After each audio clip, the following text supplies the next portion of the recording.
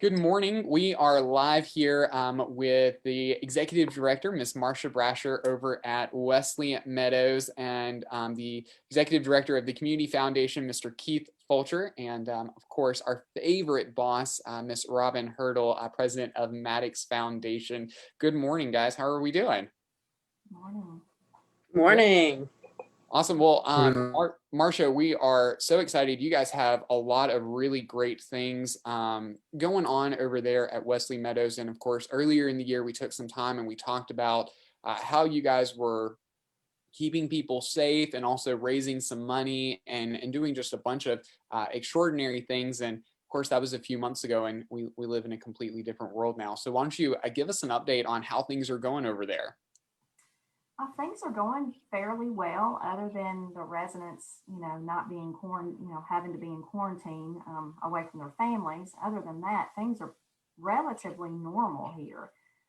We've had one outbreak with a couple of employees who had COVID, so we had to call the National Guard in, and they came in and tested everyone. And thank goodness we got past all of that, and now we're doing our normal activities and that kind of thing here. So. Overall, we're doing as well as we can do in the middle of a pandemic. So yeah, we had a lot of exciting things going on with the greenhouse, being able to watch it go up and that kind of thing. So we're doing pretty well over here.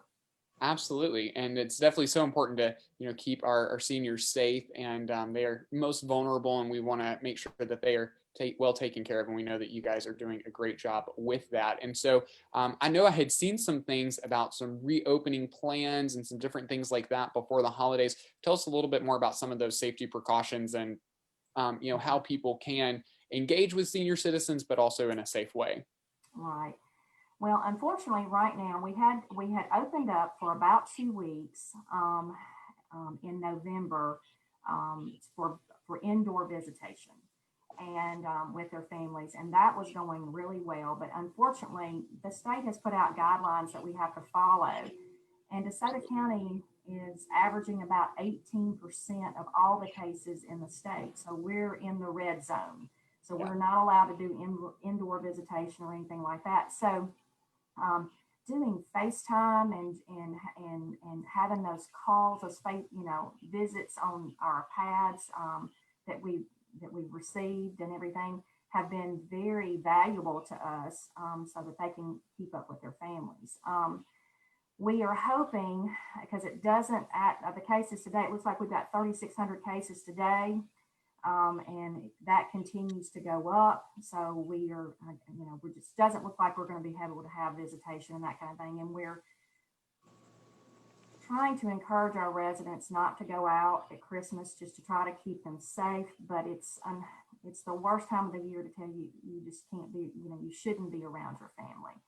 So anyway, so we're banking on that we're going to be getting a vaccine soon and be able to give everybody the vaccine so we can get our folks out and get them out and about. We've always been a very busy community, and that part has taken a toll on our residents, not being able to do their normal things. But I'm hoping, from what I understand, once you get the vaccine, you have to wait the 21 days, then you get the second vaccine, and then they say about a week after that, they're hoping that our residents can get out. So hopefully about a month after the vaccine is given. Perfect. I know that's a well-anticipated day for everybody, around the world, is the day that we can have a vaccine and begin to embark on whatever our new normal is going to be. And so thank you for all of your good work in keeping everyone there safe. And as you mentioned, one of the big projects that you guys have had going on is the construction of the greenhouse. And so tell us a little bit more about that.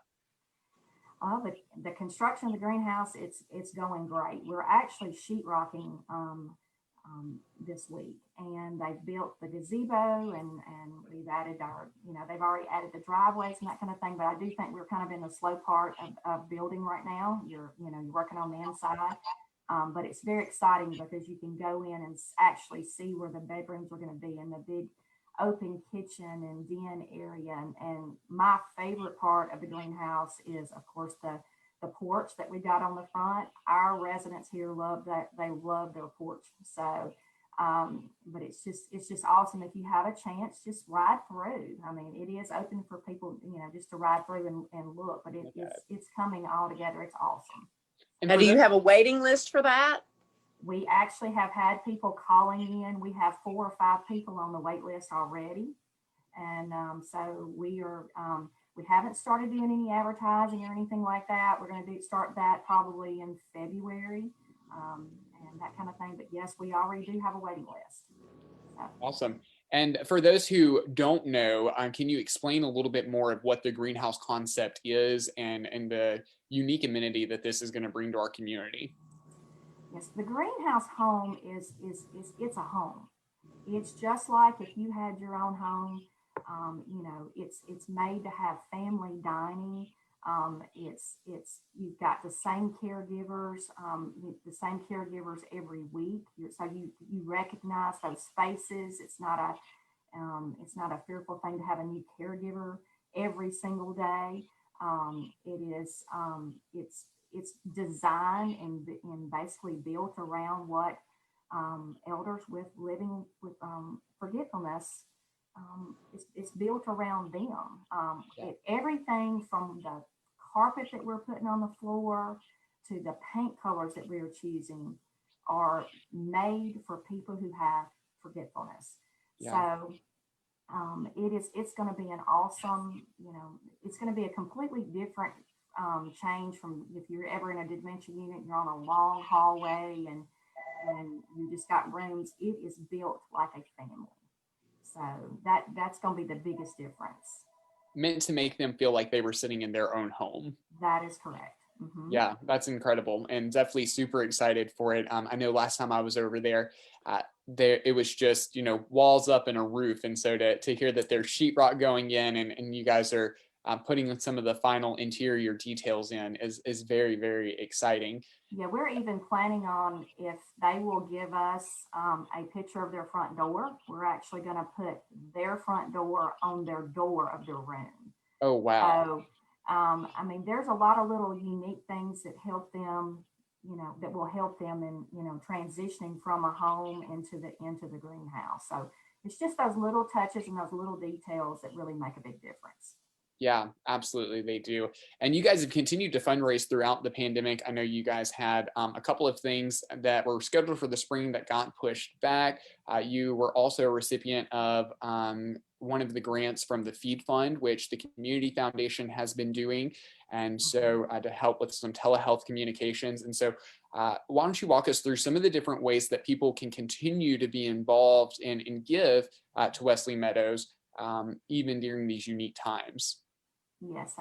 Like for example, one of the events that was pushed back into the fall, but from the spring was we had a golf tournament, and all the proceeds from the golf tournament went to that, and that actually went off very well. I was a little bit scared that we wouldn't do as well as we normally do in the past, but we actually did very well. We had that in September, but certainly anyone can donate to us, especially here at the end of the year before your tax season goes in. You can certainly donate to us, and anything that we get in for the greenhouse is going over into the Community Foundation, and we, you can give on the internet. You can send us gifts. Homer Skelton passed away a few weeks ago, and we've gotten some donations from that. They requested that some of those donations come over here. So we continue to fundraise the best way we can without being out into the public, without being in the public. Oh, yes, absolutely. And, speaking on those donations, it's more than monetary donations too. I know I saw a post just the other day where a local church had donated some goodie bags with some different like personal care items and things of that nature to you guys. And so what are some of those things that people can do as well? Yeah. For example, Longview Point Baptist Church, we've got an angel tree over there, and we went to the residents. We asked them things that they, one thing that they might need, one thing they want, what they enjoy eating, and we wrote that on the back of an angel. And the church's people there have already taken all the angels, and those gifts come in for our residents for Christmas. Yesterday we received, a gentleman had an estate sale, and he had some beautiful glass, just pretty glasses and stuff like that. And they filled that with candy, and we're giving all of those out. Wow. Christmas cards, anything that just brightens the day of our elders, especially during this time, is appreciated. We actually put out on Facebook, we wanted to light up Wesley Meadows. We wanted to try to do something to make our situation here a little happier. So we've had probably over 50 blow ups of Christmas blow ups that people have donated and have sent. I mean, they've sent extension cords. They've sent everything to go with the blow ups, and those are out currently.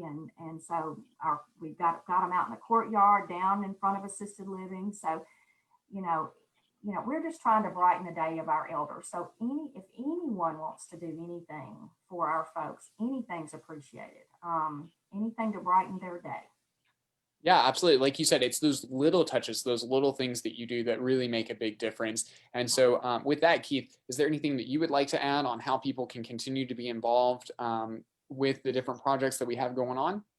Oh, yes. Thank you. I was just texting Robin to tell her that I just get emotional every time I'm involved in some Maddox Foundation project, because Robin and the Maddox Foundation is always caring for someone. Yeah. Just everything that Dan and Margaret Maddox Foundation stands for, and in this situation, taking care of the elderly. And I just can't thank the Maddox Foundation enough for allowing the Community Foundation to be part of that. And Marcia, anything we can continue doing for Wesley Meadows. And also we're the partnership that the Maddox Foundation has funded is with Flowers Manor, your sister institution in Clarksdale, a study on telehealth and the use of technology for the elderly. So just thank you for everything that you're doing in the Maddox Foundation. But of course, we raise money at the Community Foundation, and this is the total. If you can see the feed fund check, and make sure you see the Maddox Foundation name here as a major donor. Half of the $728,000 has come from the Maddox Foundation matching grant, and that's to support. We started out with food, then we started with PPE, then we started with freezers, refrigerators, pallet jacks, forklifts, anything to help the children. And then we got into academics, and then we got into the healthcare. Robin kept asking me, when are we going to get into the healthcare? And I just didn't have an answer until this opportunity with Dr. John Green and Delta Directions came along through Michelle. So the ways people can give, and cut me off, Austin, when I run out of time, but stock gifts are extremely valuable. We had a six-figure stock gift just yesterday. The cost basis for that, let's say it's $100,000 gift, the person's cost basis in that was $10,000. So they bought the stock years ago for $10,000, but they were able to donate $100,000, and they get a tax deduction to the fullest extent of the law for that 100. So I know an individual, his cost basis is $1 in his stock. He has millions of shares, and it's at $87 a share now. So it's like he hands us $1 from him, but in actuality, it's $87 that he gets a tax credit for. So land, we can convert anything to cash, diamonds, cattle. We've done gold coins, real estate, anything that we can convert to cash to support the mission of Wesley Meadows or the Maddox Foundation. So Austin, thank you for inviting me. And this is just Robin, thank you for everything. And you and all your board members, Mimi, April, that Maddox Foundation stands for. And we're honored to be part of it. Absolutely. We're so honored to be a part of it as well. It's a collaborative effort. And I've said it before that when everyone does their part, when we all come together to do our part, there's nothing that we can't do, and there's no shortage of resources. And so we appreciate all of that very, very much. And so Marcia, kind of kicking it back to you, it's Christmas, which is typically a very, very fun time over there at Wesley Meadows. As you've already mentioned, you guys are accepting donations for some different lawn ornaments and some blow ups to make it more festive, to make it a little bit more fun over there. So walk us through some of those traditions that you guys have and what those are going to look like this year in the pandemic. Okay. Yeah, we have, every hallway gets a Christmas tree, and they get to decorate it with whatever they want. And we used to bring people in and have them judge, and then they would get a party, or usually it's a pizza party. That's what they usually ask for. And yeah, I'm surprised by that sometimes, but that's what they want. So that's what we do. And we do some fun things for them, whoever wins on the hallway. We have a lady here who plays Mrs. Claus every year, and we've built her a stand, a fireplace, and that kind of thing. And so she's actually going to be recording, reading a book, and doing some stuff with the Christmas story. And we're going to be sending that over to the elementary schools, so that they can, because she used to go to the classes and actually read to kids. Yeah. So we're going to continue doing that. Yeah, and we do Christmas wreaths. That's an annual tradition. Everybody comes down and does their own Christmas wreath for their door and that kind of thing. So one of our trees this year, I was actually a little surprised by. It looked like a zombie Christmas tree. It was very interesting. It is cute, but it did surprise me, but that's what the hallway chose to do. So So walk us through that. Were they doing more of a Nightmare Before Christmas type theme, or were they just making fun of the fact that there was no toilet paper this year? No, it was more of the Nightmare Before Christmas theme. So it was just very unusual. It was unexpected, and Yes. we had a couple of people who kind of decided on that, and they just went for it. So our folks here are a lot of fun. We have missed so much doing those huge parties and things that we've always done in the past, and we're just really looking forward to getting back to doing those things again and going on trips and that kind of thing. So, and I did want to mention earlier that the pads that we received through the donation, our folks have used those so much, especially the few weeks that they were quarantined in their rooms because of the outbreak we had. Yeah. We would kind of sign those out to people for every couple of days. So they just played on those pads constantly, on top of doing their telehealth visits and that kind of thing. So I did forget to mention that, and I wanted to make sure that I said something about that, and how much they've used it and how much we've appreciated it. So Austin, could Michelle, could she say more about that? Because I know Michelle made the request and Robin purchased and our feed fund purchased, but we'd like to know more about that and how that's working for the resident, especially viewers who might not know the background of the Samsung. I think they're Samsung tablets. they are.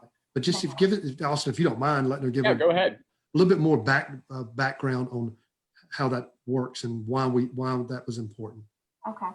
Well, we were trying to keep people from being quarantined to their rooms, from going to doctor's offices and that kind of thing. And we were really encouraging them to stay in Wesley Meadows as much as possible. So we were all running around using our cell phones to try to have these visits. I had purchased one iPad, and we were having a hard time getting that thing to connect and that kind of thing. So we just wound up using our phones. And at one point we were doing several a day. And that takes a good bit of time out of your day doing that.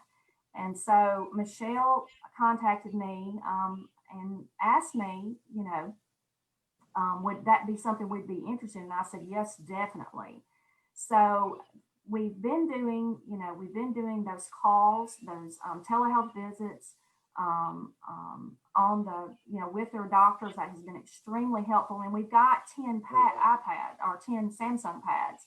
So we're able to, anytime anybody has, we have someone here who has a visit with her psychiatrist once a week. That's very, very important to her.